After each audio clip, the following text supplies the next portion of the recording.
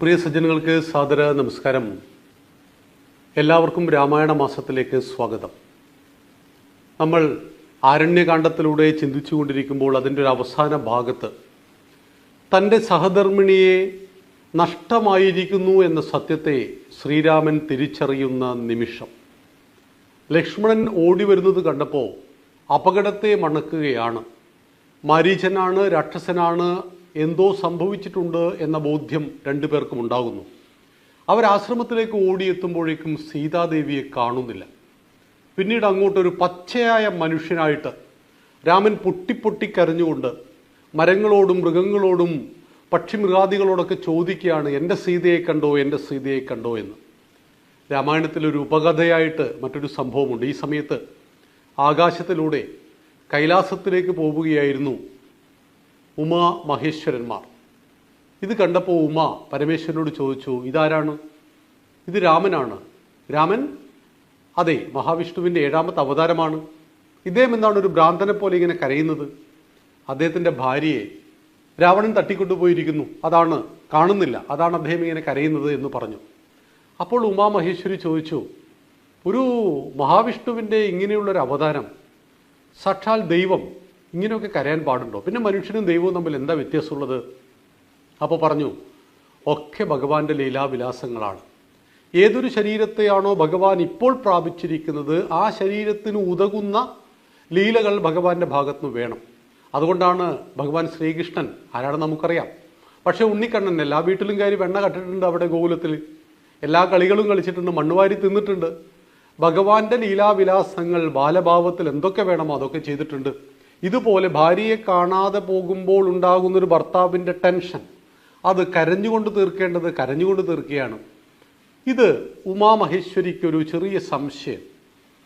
അപ്പോൾ പരമേശ്വരൻ പറഞ്ഞു, എന്തെങ്കിലും ഒന്ന് പരീക്ഷിച്ചോളൂ എന്ന്. ഉമ സീതാദേവിയുടെ രൂപം പൂണ്ടു. ദേവി സീതാദേവിയുടെ രൂപത്തിൽ വന്നാലുള്ള അവസ്ഥ ഒന്ന് ആലോചിച്ച് നോക്കൂ. എന്തെങ്കിലും വ്യത്യാസം ഉണ്ടാവുമോ? ഒരു വ്യത്യാസം ഉണ്ടാവില്ല. തൻ്റെ ഭാര്യയെ കാണാഞ്ഞിട്ട് കരഞ്ഞുകൊണ്ട് ബഹളം വെച്ചുകൊണ്ട് കാട്ടിലൂടെ ഓടി നടക്കുന്ന രാമൻ്റെ മുന്നിൽ പെട്ടെന്ന് സീതാദേവിയെ കാണുന്നു. കണ്ട ഉടൻ രാമനൊന്ന് നമസ്കരിച്ചു. എന്നിട്ട് പറയുകയാണ്, അമ്മ എന്താ ഇവിടെ നിൽക്കുന്നത് എന്ന്. ഈ സായം സന്ധ്യയിൽ എന്തുകൊണ്ടാണ് അമ്മ ഈ കാട്ടിൽ നിൽക്കുന്നത് എന്ന്. അപ്പോഴാണ് ഉമാദേവിക്ക് കാര്യം മനസ്സിലായത്. ഭാര്യ ഭർത്താവിനെയും ഭർത്താവ് ഭാര്യയെയും തിരിച്ചറിയുന്നത് രൂപത്തിലൂടെയല്ല എന്ന്. അപ്പോൾ നമുക്ക് 1-ാമത്തെ അധ്യായത്തിൽ മറ്റൊരു കാര്യം കൂടിയുണ്ട്, അഹല്യാമോക്ഷം. അഹല്യക്ക് എന്താണ് സംഭവിച്ചത്? ദേവേന്ദ്രനെ കണ്ടപ്പോൾ മോഹിച്ചു പോയതാണ്. ഒരു മാത്രം തെറ്റ് സംഭവിച്ചു, തൻ്റെ ഭർത്താവിൽ നിന്ന് ശാപവും ലഭിച്ചു. ശില പോലെ ജീവിച്ചു. രാമായണത്തിൽ മൂലഗ്രന്ഥത്തിൽ ശിലയായില്ല, ശില പോലെ വളരെ തെറ്റ് പറ്റിയത് മനസ്സിലാക്കി പ്രായശ്ചിത്ത കർമ്മത്തെ മനസ്സിലാവാഹിച്ച് വർഷങ്ങൾ രാമനെ കാണുവാൻ വേണ്ടി ശില പോലെ ജീവിച്ചു. ഒടുവിൽ അഹല്യാദേവി രാമനെ കാണുന്നു, അഹല്യക്ക് മോക്ഷവും ലഭിക്കുന്നു എന്നുള്ളതാണ്. അപ്പം ഇവിടെയാണ് തൻ്റെ ഭാര്യയെ കാണാഞ്ഞിട്ട് പരക്കം പായുന്ന രാമന് ഉമാമഹേശ്വരി സീതയുടെ വേഷത്തിൽ വന്നപ്പോഴും കൃത്യമായി തിരിച്ചറിയുവാൻ കഴിയുന്നു എന്നതാണ് ഒരു ഭാര്യാഭർത്തൃബന്ധത്തിൻ്റെ എല്ലാം ആഴത്തിലുള്ള പഠനം. എന്നും സീതാരാമന്മാർ എന്ന് പറഞ്ഞാൽ എക്കാലത്തെയും ഉദാത്തമായ ദാമ്പത്യ ബന്ധത്തിൻ്റെ ഒരു മകുടോദാഹരണം കൂടിയാണ്. അങ്ങനെ സീതാദേവി നഷ്ടപ്പെട്ടിരിക്കുന്നു, സീതയെ കണ്ടെത്തണം. അങ്ങനെ കണ്ടെത്തുവാൻ എന്തു ചെയ്യണം? അപ്പോഴാണ് ഭഗവാൻ അലയുന്നത്. ആ സമയത്ത് നമ്മുടെ 4-ാമത്തെ കാണ്ഡം ആരംഭിക്കുകയാണ്, കിഷ്കിന്ധാകാന്ഡം. കിഷ്കിന്ധാകാന്ഡം എന്ന് പറയുമ്പോൾ സീതാദേവിയെ കണ്ടെത്തുവാൻ വേണ്ടി സുഗ്രീവനുമായിട്ട് സഖ്യമുണ്ടാക്കുകയും സുഗ്രീവൻ്റെയും വാനരപ്പടയും സഹായത്തോടു കൂടി സീതയെ കണ്ടെത്തുവാനുള്ള പരിശ്രമം ആരംഭിക്കുകയും അത് യുദ്ധത്തിൽ കലാശിക്കുകയും ഒക്കെ ചെയ്യുന്ന ഭാഗം ആരംഭിക്കുന്നത് കിഷ്കിന്ധാകാന്ഡമാണ്. കിഷ്കിന്ധം എന്ന് പറയുന്നത് വാനരന്മാരുടെ രാജ്യമാണ്. നരൻ, നരനാണോ അല്ല, കുരങ്ങാണോ അല്ല, ഇതിനിടയിൽ രൂപപരിണാമം ഭാവപരിണാമം സംഭവിച്ച ആ ഒരു ജീവിയെയാണ് നമ്മൾ വാനരൻ എന്ന രീതിയിൽ അഭിസംബോധനം ചെയ്യുന്നത്. അപ്പോൾ ആ വാനരന്മാരിൽ പ്രബലരായ രാജാവാണ് ബാലി. ബാലിയുടെ അനുജനാണ് സുഗ്രീവൻ. ഇവർക്കിടയിൽ ശണ്ടയുണ്ടായിരുന്നു, പ്രശ്നങ്ങളുണ്ടായിരുന്നു. അപ്പോഴാണ് ഇവരുടെ ജന്മത്തെക്കുറിച്ച് നാം ചിന്തിക്കേണ്ടത്. അരുണൻ്റെ മക്കളാണ് രണ്ടു പേരും. ഇപ്പോൾ ഹിന്ദുവിൽ ഏറ്റവും പ്രധാനപ്പെട്ട ഒരു പഠനമാണ് ഷോഡശ സംസ്കാര പഠനം. ഗർഭാധാനം മുതൽ അന്ത്യേഷ്ടി വരെ ഒരു മനുഷ്യൻ അറിഞ്ഞിരിക്കേണ്ട 16 കാര്യങ്ങളെക്കുറിച്ചുള്ള പഠനമാണ് ഷോഡശ സംസ്കാരം. ഒന്നാമത്തേത് ഗർഭാധാനമാണ്. ഒരു സ്ത്രീ എപ്പോൾ ഗർഭം ധരിക്കണം, 1-ാം മാസം എന്ത് ചെയ്യണം, 5-ാം മാസം എന്ത് ചെയ്യണം, 6-ാം മാസം എപ്പോഴാണ് നെയ്കൂട്ടി ഭക്ഷണം കഴിക്കേണ്ടത്, എങ്ങനെ സുഖപ്രസവം സാധ്യമാകാം, ഇതെല്ലാം പഠിപ്പിക്കുന്ന സംസ്കാരമാണ് ഗർഭാധാന സംസ്കാരം. അതിൽ ഏറ്റവും പ്രധാനമാണ് തൻ്റെ ഭാര്യ ഗർഭിണിയാണെന്ന് അറിയുമ്പോൾ ഭർത്താവ് എടുക്കേണ്ട ഒരു പ്രതിജ്ഞയെക്കുറിച്ച് അതിൽ പറയുന്നുണ്ട്. തൻ്റെ വലത് ചെവി ഭാര്യയുടെ വയറിനോട് ചേർത്ത് വെച്ച് നീയും ഞാനും ഗർഭം ധരിച്ചിരിക്കുന്നു, നീ അത് വഹിച്ചിരിക്കുന്നു. പ്രകൃതിയുടെ നിയമപ്രകാരം പുരുഷന് ഗർഭം വഹിക്കാൻ സാധ്യമല്ല. എന്നാൽ ഞാനും ഗർഭവാനാണെന്ന ഭാവേന ഞാൻ നിന്നെ പരിചരിച്ചു കൊള്ളാം എന്ന് പറയുന്ന വലിയൊരു സങ്കല്പമാണ് ഗർഭാധാന സംസ്കാരത്തിലുള്ളത്. അപ്പോൾ കുഞ്ഞ് ജനിക്കുന്നത് പ്രാർത്ഥനയോടുകൂടിയായിരിക്കണം. നമ്മൾ പറയാറുണ്ട്, കല്യാണം കഴിച്ചു, ഒരു 2 വർഷം കഴിഞ്ഞിട്ട് കുട്ടികൾ മതി എന്ന് തീരുമാനിച്ചു. പക്ഷെ ഒരു 3 മാസം കഴിഞ്ഞപ്പോൾ സ്ത്രീ ഗർഭിണിയായി. അപ്പം ഭർത്താവ് ഭാര്യയെയും ഭാര്യ ഭർത്താവിനെയും കുറ്റം പറയാൻ തുടങ്ങി. അപ്പോൾ രണ്ടുപേരും കൂടി തീരുമാനിച്ചു, നമുക്ക് ഗർഭചിത്രം നടത്താം, കുട്ടിയെ എടുത്തു കളയാം, എന്ന് വെച്ചാൽ വയറ്റിലിട്ട് കൊന്നുകളയാം എന്ന് തന്നെയാണ് അതിൻ്റെ സാരം. അപ്പം വീട്ടിൽ അച്ഛൻ അറിഞ്ഞു, മുത്തശ്ശൻ അറിഞ്ഞു, മുത്തശ്ശി അറിഞ്ഞു, വീട്ടിലും നാട്ടിലൊക്കെ ബഹളമായി. ആദ്യമായിട്ടുണ്ടാകുന്ന കുഞ്ഞിനെ കൊല്ലുവാൻ ഞങ്ങൾ അനുവദിക്കില്ല എന്ന ചർച്ചകളൊക്കെ ആയി.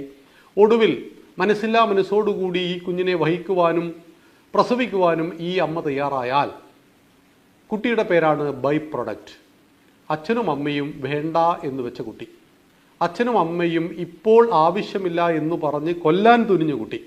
അങ്ങനെ ഒരിക്കലും ഗർഭം ധരിക്കാനും പ്രസവിക്കാനും പാടില്ല എന്ന് ആധുനിക ശാസ്ത്രവും പറയുന്നു. കാരണം ഒരു പ്രാർത്ഥനയോടുകൂടി മക്കളുണ്ടാവുക എന്നതാണ് നമ്മുടെ ഗർഭാധാന സംസ്കാരം. നമ്മൾ ബാലിയുടെയും സുഗ്രീവൻ്റെയും ചരിത്രം പഠിക്കുമ്പോൾ വളരെ വളരെ രസകരമാണ് ഇവരുടെ ജന്മകഥ. സൂര്യൻ്റെ തേരാളിയാണ് അരുണൻ. അരുണൻ ഒരു ദിവസം ദേവേന്ദ്രൻ്റെ നാടകശാലയിൽ നാടകം കാണാൻ പോയി. പക്ഷേ ഈ നാടകത്തിൽ അരുണനെ കയറ്റിയില്ല. അതിനൊരു കാരണമുണ്ട്. ദേവേന്ദ്രൻ്റെ നാടകശാലയിലേക്ക് സുന്ദരികളായ സ്ത്രീകൾക്ക് മാത്രമേ പ്രവേശനം ഉണ്ടായിരുന്നുള്ളൂ. അപ്പോൾ ദേവേന്ദ്രൻ സുന്ദരികളായ യുവതികളായ സ്ത്രീകളെ മാത്രമേ നാടകം കാണാൻ കേട്ടുള്ളൂ എന്ന് പറഞ്ഞപ്പോൾ അരുണൻ അതിസുന്ദരിയായ സ്ത്രീയായി മാറി. അതായത് ദൈവിക ഗുണം ഉപയോഗിച്ചുകൊണ്ട് തന്നെ ഗർഭപാത്രമുള്ള സ്ത്രീയായി മാറുകയാണ് ചെയ്യുന്നത്. ഉദാഹരണം നമ്മൾ പറയാറുണ്ട്, മായാമോഹിനിയിൽ ശിവനുണ്ടായ പുത്രനാണ് അയ്യപ്പൻ എന്ന്. അപ്പോഴാണ് നമ്മുടെ കുരിപ്പുഴ ശ്രീകുമാറിനെ പോലെയുള്ള ആളുകൾ ചോദിക്കുന്നത്, സ്വവർഗരതിയുടെ സന്താനമാണ് അയ്യപ്പൻ. അങ്ങനെയല്ല, മഹാവിഷ്ണു മോഹിനിയായി മാറുമ്പോൾ വൈകുണ്ഠനാഥൻ അവിടെ തന്നെയുണ്ട്. വൈകുണ്ഠനാഥൻ്റെ ശക്തി സ്വരൂപത്തിൽ നിന്നാണ് ഈ ദശാവതാരങ്ങളും മായാമോഹിനിയൊക്കെ ഉണ്ടാകുന്നത്. അപ്പം മായാമോഹിനി സ്ത്രീയാണ്. സ്ത്രീ രൂപം മാത്രമല്ല, സ്ത്രീയുടെ ഭാവവും ആന്തരികമായ എല്ലാ അവയവങ്ങളും ഒപ്പം ഗർഭപാത്രമുള്ളൊരു സ്ത്രീയാണ്. അപ്പം അതിൽ പരമേശ്വരൻ്റെ ശക്തി, ശിവശക്തിയും വൈഷ്ണവശക്തിയും ഒന്നായിട്ടാണ് മണികണ്ഠൻ ഭൂജാതനാകുന്നത്. അതായത് മഹിഷിമുഖിയെ നിഗ്രഹിക്കുവാൻ മഹിഷിമുഖിയുടെ വര എന്തായിരുന്നു? ശിവനും വിഷ്ണുവിനും ജനിക്കുന്ന കുട്ടിക്ക് മാത്രം എന്നെ കൊല്ലാൻ പറ്റുള്ളൂ. അപ്പോൾ മഹിഷിമുഖി നേരത്തെ പറഞ്ഞതുപോലെ, പ്രഹ്ലാദൻ്റെ അച്ഛൻ ചിന്തിച്ചതുപോലെ, ഹിരണ്യകവി ചിന്തിച്ചതുപോലെ കൊല്ലാനുള്ള വഴികൾ ബ്ലോക്ക് ചെയ്യുകയായിരുന്നു ചെയ്തത്. ശിവനും ആണാണ്, വിഷ്ണു ആണാണ്. അപ്പോൾ 2 ആണുകൾ തമ്മിൽ കല്യാണം കഴിക്കില്ല എന്നും ഇനി പല രാജ്യങ്ങളിലും അത് നിയമവിധേയമാണ്. അങ്ങനെ കല്യാണം കഴിച്ചാലും കുട്ടികളുണ്ടാവില്ലല്ലോ. പുരുഷൻ കല്യാണം കഴിച്ചാലും സ്ത്രീയെ കല്യാണം കഴിച്ചാലും കുട്ടികളുണ്ടാവില്ല. അപ്പോൾ അതുകൊണ്ട് ഒരിക്കലും എനിക്ക് മരണമില്ല എന്നായിരുന്നു മഹിഷിമുഖിയുടെ ഒരാഗ്രഹം. അപ്പോഴാണ് മഹാവിഷ്ണുവിൻ്റെ ശക്തി ചൈതന്യത്തിൽ നിന്നും മോഹിനി ഉണ്ടാവുകയും ആ മോഹിനിയിൽ ശിവശക്തി ലയിക്കുകയും മണികണ്ഠൻ അയ്യപ്പൻ ഭൂജാതനാവുകയും ചെയ്യുന്നത് എന്ന് നാം മനസ്സിലാക്കണം. അതുപോലെയാണ് നമ്മുടെ ബാലിയുടെ ജന്മകഥ. ഈ അരുണൻ സ്ത്രീയുടെ വേഷം പൂണ്ട് അതിസുന്ദരിയായപ്പോൾ ഈ മോഹനരൂപം കണ്ടിട്ട് എല്ലാ സ്ത്രീകളെയും നാടകശാലയിൽ നിന്ന് പുറത്താക്കി അവിടുത്തേക്ക് ആരെ കയറ്റി? അരുണൻ്റെ ഈ സ്ത്രീയെ കയറ്റി. അതിലുണ്ടായ കുട്ടിയുടെ പേരാണ് ദേവേന്ദ്രന് അതിലുണ്ടായ കുട്ടിയുടെ പേരാണ് ബാലി. അപ്പോൾ അന്ന് സൂര്യൻ ഉദിക്കാൻ ലേറ്റായി, അരുണൻ വരാൻ ലേറ്റായതുകൊണ്ട്. അപ്പോൾ ചോദിച്ചു, നീ എന്താണ് ഇന്ന് വൈകിയത്? അപ്പോൾ കാര്യങ്ങൾ പറഞ്ഞു. അപ്പോൾ സൂര്യൻ പറഞ്ഞു, എങ്കിൽ ആ മോഹന രൂപം എനിക്കുമൊന്ന് കാണണമെന്ന്. അപ്പോൾ അരുണൻ ആ മോഹന രൂപത്തിലേക്ക് വീണ്ടും സ്ത്രീ രൂപത്തിലേക്ക് മാറിയപ്പോൾ അതിലുണ്ടായ കുട്ടിയാണ് സുഗ്രീവൻ. അപ്പോൾ കാമപൂർത്തീകരണത്തിന് വേണ്ടിയിട്ട് ദേവേന്ദ്രനും സൂര്യനും പരിശ്രമിച്ചപ്പോൾ അതിലുണ്ടാക്കപ്പെട്ട മക്കൾക്ക് അതിൻ്റേതായ ന്യൂനതകൾ ഉണ്ടായിരുന്നു എന്ന് മനസ്സിലാക്കണം. അവരുടെ ജീവിതത്തിലൂടെ നമുക്ക് നാളെയും യാത്ര ചെയ്യാം. നന്ദി, നമസ്കാരം. ശ്രീരാമചന്ദ്രൻ വിജയിക്കട്ടെ.